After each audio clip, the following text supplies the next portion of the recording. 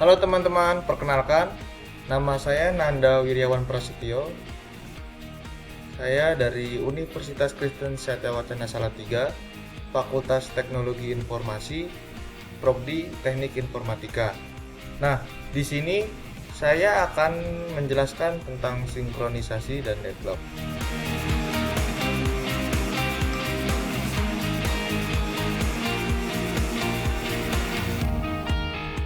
Nah, apa itu sinkronisasi? Sinkronisasi merupakan suatu proses pengaturan jalannya beberapa proses pada waktu yang bersamaan untuk menyamakan waktu dan data supaya tidak terjadi inkonsistensi atau ketidakkonsistenan data akibat adanya akses data secara konkuren agar hasilnya bagus dan sesuai dengan apa yang diharapkan. Masalah dan solusi. Yang pertama itu race condition. Race condition adalah situasi di mana beberapa proses mengakses dan memanipulasi data bersama pada saat bersamaan. Nilai akhir dari data bersama tersebut tergantung pada proses yang terakhir selesai. Untuk mencegah race condition, proses-proses yang berjalan bersama harus disinkronisasi. Cara untuk menghindari race condition adalah kita harus dapat menjamin bahwa jika suatu proses sedang menjalankan critical session, maka proses lain tidak boleh masuk ke dalam critical session tersebut. Yang kedua itu critical session. Critical session adalah segmen kode yang mengakses data yang digunakan proses secara bersama-sama yang dapat membawa proses itu ke bahaya race condition. Biasanya sebuah proses sibuk melakukan perhitungan internal dan hal-hal lainnya tanpa ada bahaya yang menuju ke race condition pada sebagian besar waktu.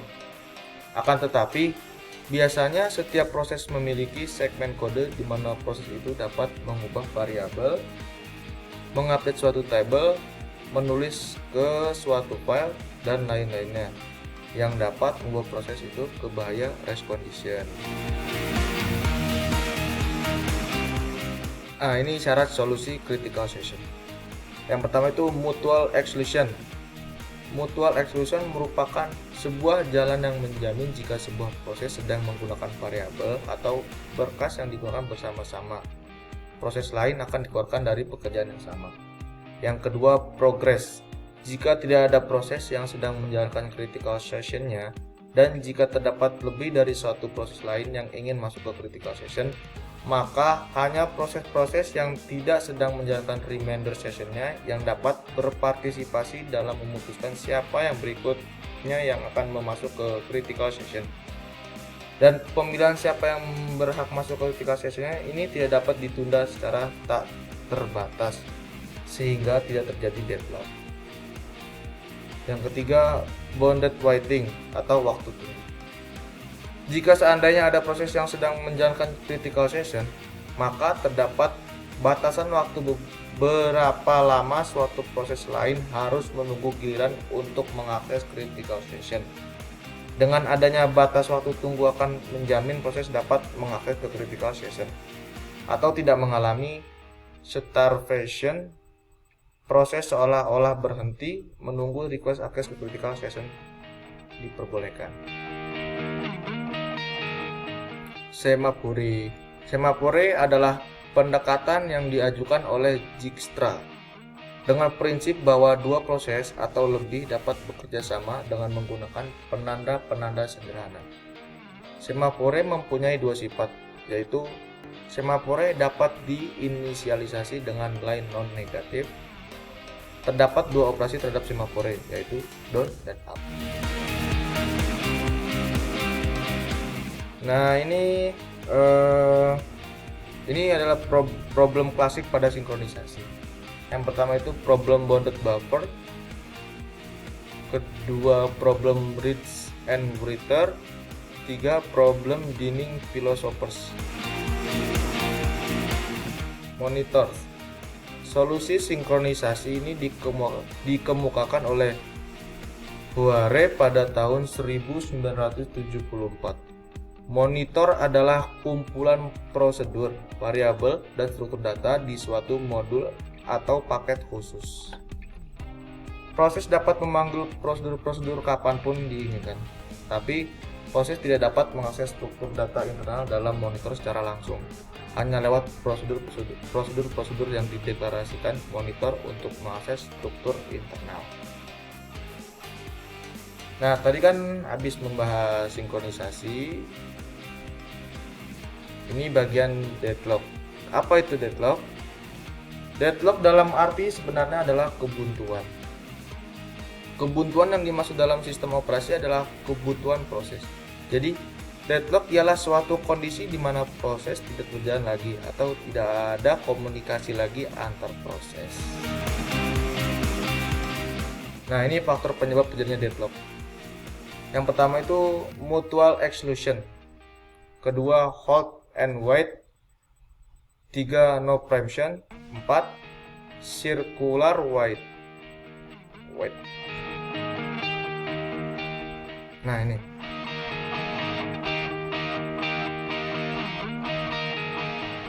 Nah, ini penanganan deadlock. 1, pengabadian. Mengabaikan deadlock terjadi atau pura-pura tidak mengetahui terjadinya deadlock. Kedua, pencegahan. Metode ini merupakan metode yang paling sering digunakan. Metode pencegahan dianggap sebagai solusi yang bersih dipandang dari sudut tercegahnya deadlock. Tetapi pencegahan akan mengakibatkan kinerja utilisasi sumber daya yang buruk. 3, penghindaran. Metode ini memeriksa dampak pemberian akses dapat suatu proses. Jika pemberian akses tidak mungkin menuju kepada deadlock, maka sumber daya akan diberikan pada proses yang meminta. Jika tidak aman, proses yang meminta akan disuspend sampai suatu waktu permintaannya aman untuk diberikan. Kondisi ini terjadi ketika setelah sumber daya yang sebelumnya dipegang oleh proses lain telah dilepaskan. Yang terakhir nomor 4 itu pendeteksian dan pemulihan deadlock. Metode ini menggunakan pendekatan dengan teknik untuk menentukan apakah deadlock sedang terjadi serta proses-proses dan sumber daya yang terlibat dalam deadlock tersebut. Setelah kondisi deadlock dapat dideteksi, maka langkah-langkah pemulihan dari kondisi deadlock dapat segera dilakukan. Pencegahan deadlock. Pertama itu mencegah mutual exclusion. Mutual exclusion benar-benar tak dapat dihindari. Hal ini dikarenakan tidak ada sumber daya yang dapat digunakan bersama-sama.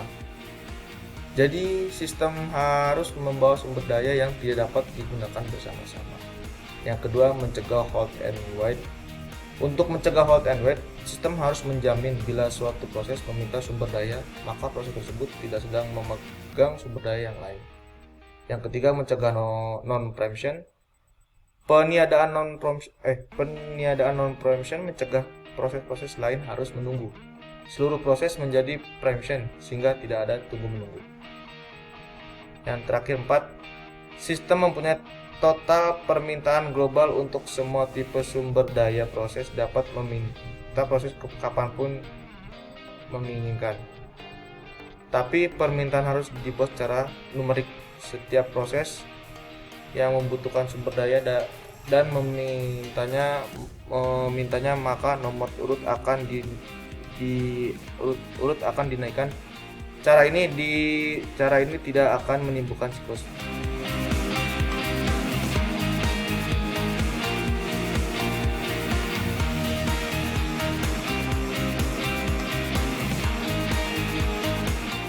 Masalah yang timbul adalah tidak ada cara pengurutan nomor sumber daya yang memuaskan semua pihak. Pemulihan deadlock, terminasi proses. Metode ini akan menghapus proses-proses yang terlibat pada kondisi deadlock dengan mengacu pada beberapa syarat. Beberapa syarat yang termasuk dalam metode ini adalah sebagai berikut. Menghapus semua proses yang terlibat dalam kondisi deadlock, menghapus satu persatu proses yang terlibat, menghapus proses berdasarkan prioritas. Resources preemption. Metode ini lebih menekankan kepada bagaimana menghambat suatu proses dan sumber daya agar tidak terjebak pada unsafe condition.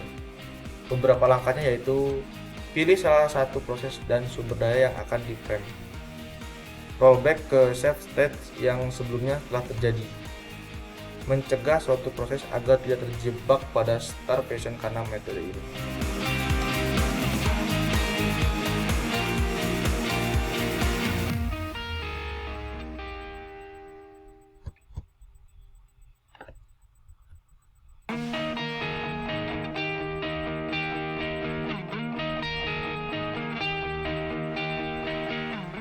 Nah, segitu aja penjelasan dari sinkronisasi dan deadlock. Semoga bermanfaat. Terima kasih.